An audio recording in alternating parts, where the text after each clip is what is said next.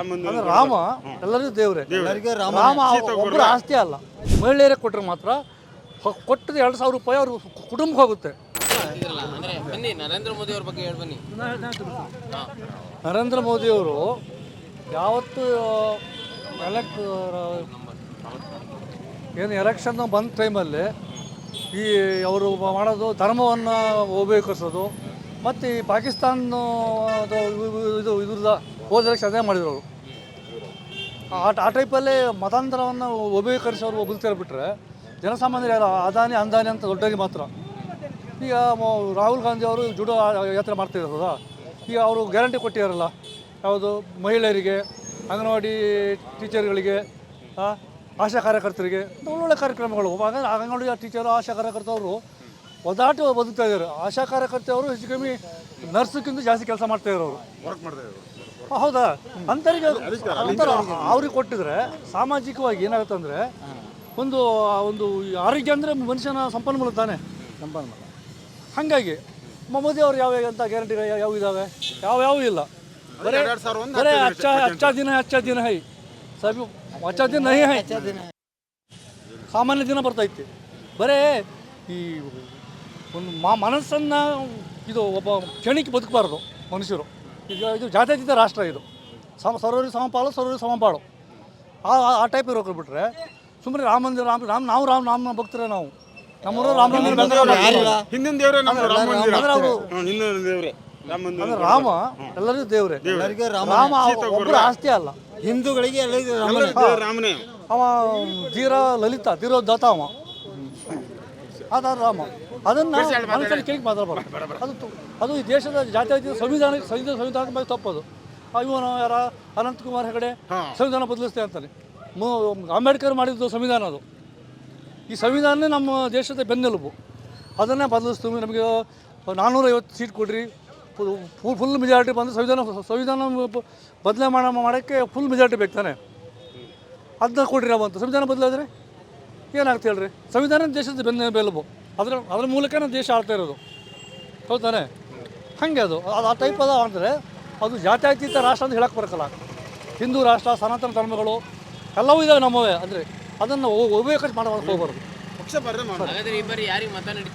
ನಾವು ಈ ಸಾರಿ ಯಾವಾಗಲೂ ಕಾಂಗ್ರೆಸ್ಸಿಗೆ, ಕಾಂಗ್ರೆಸ್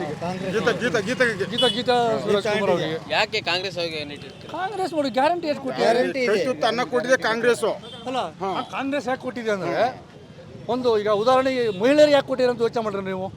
ಮಹಿಳೆಯರಿಗೆ ಕೊಟ್ಟರೆ ಮಾತ್ರ ಕೊಟ್ಟದ್ದು 2,000 ರೂಪಾಯಿ ಅವ್ರ ಕುಟುಂಬಕ್ಕೆ ಹೋಗುತ್ತೆ. ಅಕ್ಕಿ, ಇದು ಗೃಹಲಕ್ಷ್ಮಿ, ಗೃಹ ಜ್ಯೋತಿ, ಅವು ಪೂರ್ಣ ಕುಟುಂಬಕ್ಕೆ ಹತ್ರ ಹೋಗ್ತಾವೆ. ಬರೀ ಯಾರೋ ಗಂಡಸು ಹೇಳ್ಬೋದು ನಮಗೆ 2,000 ಕೊಟ್ಟಿಲ್ಲ ಅಂತೇಳಿ. ಆದರೆ ಅದು ದುರುಪಯೋಗ ಆಗೋ ಚಾನ್ಸ್ ಇರುತ್ತೆ. ಆದರೆ ಮಹಿಳೆ ಕೊಟ್ಟರೆ ಕುಟುಂಬವನ್ನು ಸಾಕಾಲು ಮಹಿಳೆ. ಒಂದು ಮಾತಿದೆಯಲ್ಲ, ಒಬ್ಬ ಮಹಿಳೆ, ಒಂದು ಕುಟುಂಬದ ಒಬ್ಬ ಮಹಿಳೆ ವಿದ್ಯಾವಂತಳಾದರೆ ಇಡೀ ಕುಟುಂಬವನ್ನು ವಿಶ್ವವಿದ್ಯಾಲಯ ಪರಿಗಣಿಸಬಹುದು ಅಂತ ಇದೆಯಲ್ಲ, ಹಾಗೆ ಆ ಬದುಕನ್ನು ಕಟ್ಟಬಲ್ಲ ಆ ಮಹಿಳೆ ಅವಳು. ಅದಕ್ಕಾಗಿ ಸಿದ್ದರಾಮಯ್ಯ ಸರ್ಕಾರ ಅವರು ಮಾಡಿರೋದು ಹಾಗೆ. ಒಂದು ಯಾವುದೇ ಸಂಪನ್ಮೂಲಗಳು ಕುಟುಂಬಕ್ಕೆ ಹೋಗಲಿ ಅಂತ. ಹಸು ಮುಕ್ತ ನಿಮ್ಗೆ ಗೊತ್ತಿರ್ಬೋದು.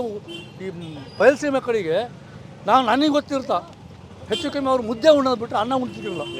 ನಾನು ಸಣ್ಣ ಹುಡುಗದಲ್ಲ ಕೆಲಸಕ್ಕೆ ಹೋದಾಗ ಅವ್ರು ಯಾವಾಗಲೂ ಚಿತ್ರಾನ್ನ ಹಬ್ಬಕ್ಕೆ ಹರಿದಿರ್ತಿನವರು. ಈಗ ಮಕ್ಕಳಿಗೆ, ಯಾಕಂದ್ರೆ ಮಕ್ಕಳು ಅನ್ನ ಅಂತ ಉಣ್ತಾವಲ್ಲ, ಹಾಗೆ ಅದಕ್ಕಾಗಿ ಹೇಳೋದು ಹಸು ಮುಕ್ತ ಭಾರತ ಅಂತ ಇದ್ರಲ್ಲ. ಸಿದ್ದರಾಮಯ್ಯ ಹಸುವಿನ ಚಿಂತಿರೋ ಹಸುರು ಸಿದ್ದರಾಮಯ್ಯ ಹೇಳಿದ್ದಾರೆ. ನಾನು ಸಣ್ಣಕ್ಕಿದ್ದಾಗ ಯಾವಾಗಲೂ ಒಂದು ಸಲ ಊಟ ಮಾಡ್ತಿದ್ದೆ, ಅನ್ನ ಮುಟ್ಟಿದ್ದೆ, ಯಾವಾಗಲೂ ಮುದ್ದೆ. ಅದು ಇರಬಾರ್ದು ಅನ್ನೋ ಕಾರಣಕ್ಕೆ ಅವ್ರು ತಲೆಗೆ ಇರ್ಕೊಂಡು ಅದು ಮಾಡಿದ್ದು. ಆಹಾರ ಅನ್ನವನ್ನು ಕೊಡ್ಬೇಕು ಅಂತ ಹೇಳಿಕೊಂಡು ಅಕ್ಕಿಯನ್ನು ಕೊಟ್ಟರು. ಅಂತಾರೆ ಬಿಡ್ದೆ ಈ ದೇಶದಾಗ ಯಾರು ಕೊಡ್ತಾರೆ ಈ ಕರ್ನಾಟಕದಾಗೆ ಓಟನ್ನು? ಹೌದಾ? ಯೋಚನೆ ಮಾಡಿರಿ ನೀವು.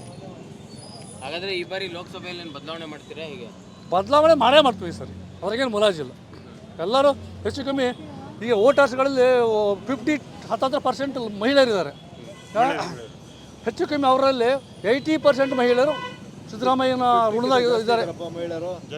ಇರಲಿ, ಅದು ಅವರು ಹೆಚ್ಚಾಗಿ ಕೊಡ್ತಾರೆ. ಯಾರೇನೋ ಕೊಡ್ಬೋದಾಗಿ ಹೇಳ್ಬೋದು ಅಷ್ಟು. 60% ಇರಲಿ, 50% ಹೆಚ್ಚು ಕಮ್ಮಿ ಪರ್ಸೆಂಟೇಜಲ್ಲಿ 80% ಮಹಿಳೆಯರು ಸಿದ್ದರಾಮಯ್ಯನ ಹೆಸರಿನಲ್ಲೇ ನಮ್ಮ ಗೀತಾ ಊಟ ಕೊಡ್ಬೋದು.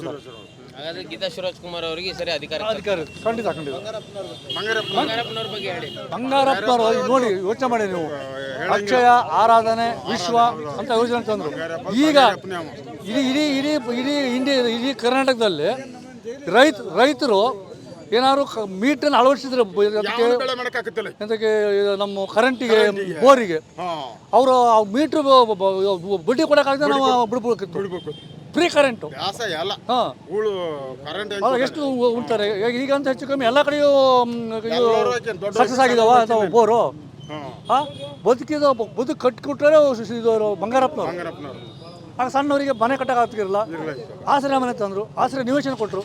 ಯಾಕಂದರೆ ಸಣ್ಣವರಿಗೆ ಪಾಪ ಮನೆ ಜಾಗ ಕೂಡ ಇರಲ್ಲ, ಆಶ್ರಯ ನಿವೇಶನ ಕೊಟ್ಟರು, ಆಶ್ರಯ ಮನೆ ಕೊಟ್ಟರು, ಭೂಮಿ ಕೊಟ್ಟರು, ಹೊಲದೊಡೆ ಮಾಡಿ ಮತ್ತೆ ಮಹಾದೇವ ಅಂತೇಳಿ. ಬನ್ನಿ ನೀವು ಮಾತಾಡಿ ಮುಂದೆ. ಇಲ್ಲ ನಾನು ಮಾತಾಡಲ್ಲ ಇಲ್ಲ ಬಂಗಾರಪ್ಪನವ್ರ ಬಗ್ಗೆ ಹೇಳಿ. ಈ ಬಂಗಾರಪ್ಪನವರ ಪುಣಾತ್ಮ ಬಂಗಾರಪ್ಪ ಲಾಸ್ಟ್ ಸಾಯಂಕಾಲಕ್ಕೆ ಬಂದಿರು. ನಮ್ಮ ಕೆಲವೇ ಸಾಳ್ಸ ಹೋಬಳಿ ಬಂದಿದ್ರು, ಮಿದುವಾಯ್ತು, ಗಾಳಿ ಆಗಿತ್ತು, ಮಿದುವಾಗಿತ್ತು, ಬಂದಿದ್ರು. ನಮ್ಮ ಕೆಲವೇ ದೇವಸ್ಥಾನಕ್ಕೆ ಬಂದಿದ್ರು. ಬಂಗಾರಪ್ಪನ ಇವತ್ತು ನೀರು ಕುಡಿಯೋದನ್ನು ಬಂಗಾರಪ್ಪನ ತುತ್ತು ನೀರು ಕುಡಿಯೋದು ನಮ್ಮ ಜನ ಐತೆ. ಒಂದು ತುತ್ತು ಎಲ್ಲ ದೊಡ್ಡವನು ಯಾವ ಜಾತಿಗೆ ಇದು ಎಲ್ಲರೂ ನಮ್ಮವರೇ, ಎಲ್ಲರೂ ನಮ್ಮವರೇ, ಹಿಂದುಳಿಯಲ್ಲಿ ಎಲ್ಲರೂ ನಮ್ಮವರೇ. ಇವತ್ತು ಒಂದು ನೀರು ಕುಡಿಯೋದ್ರೆ ಬಂಗಾರಪ್ಪನ ಆಶೀರ್ವಾದ ಐತಿ. ಇವತ್ತು ಯಡಿಯೂರಪ್ಪರದ್ದು ಮೋದಿ ಇರ್ಬೋದು, ಅದು ತಕ್ರಾರು ಮಾಡಿದ್ರು ತೆಗಿಬೇಕು ಅಂತೇಳಿ. ಬಂಗಾರಪ್ಪನವ್ರ ಮಾತಿನಿಂದ ತೆಗಿಯೋಕ್ಕಾಗಲ್ಲ. ಅಲ್ಲಿ ಇದ್ರ ತಾವು ಎಲ್ಲಿ ಬನವಾಸಿ ಹೊಳೆ ಇದಿರುತ್ತೆ, ಬ್ರಿಡ್ಜ್ ಕಟ್ಬೇಕಂದ್ರು. ಬಂಗಾರಪ್ಪನ ಕಾಗೋಡು ತಿಮ್ಮಪ್ಪನ ತೊಡೆ ತಟ್ಟು ಹೇಳಿದ್, ನಾನು ಜೀವನ ಕಟ್ಟು ತೋರಿಸು ಅಂತ ಯಡಿಯೂರಪ್ಪನಿಗೆ ಹೇಳಿದ್ನಂತೆ, ಹಾಲಪ್ಪಗೆ ಹೇಳಿದ್ನಂತೆ. ಕಾಗೋಡು ತಿಮ್ಮಪ್ಪನವರು ಬಂಗಾರಪ್ಪನವರು ನಾನು ಜೀವಿತ ಕಟ್ಟಿ ತೋರ್ಸಲ್ಲಿ ಅಂತ ಹೇಳಿದ್ನಂತೆ. ಸರಿ ಸಾರು.